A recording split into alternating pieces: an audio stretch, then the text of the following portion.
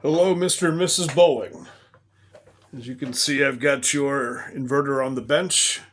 If you'll note the remote control panel, the charge light is illuminated. That will not happen unless the unit successfully sees the presence of incoming power.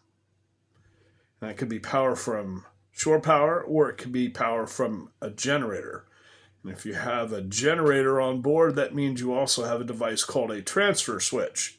And the transfer switch is another potential point of failure. The transfer switch selects whether or not the RV is energized from the generator or from shore power. Most people plug in to shore power far more often than they run their generator. So the contacts in that transfer switch associated with the shore power, those contacts tend to wear out.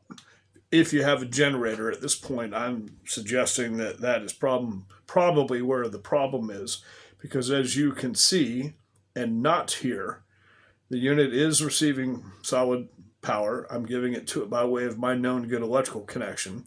The charge light is solid and unblinking, and there is no clicking sound. I'm going to continue with the testing process. I have a blow dryer here, 1800 watt or thereabouts blow dryer. It's connected to the output side of your inverter, and as you can see, it does work.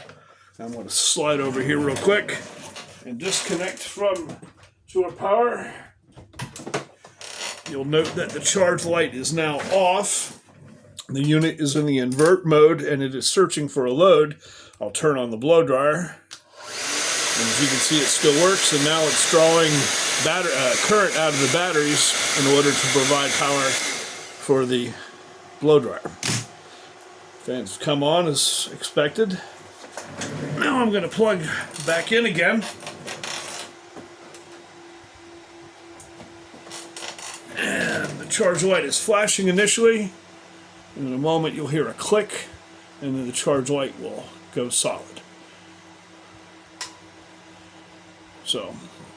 And there's no clicking noises from the relays.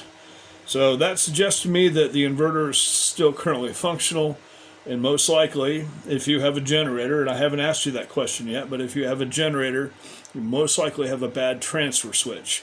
Unfortunately, that is beyond the scope of my ability to help you. But at least now you know where things stand.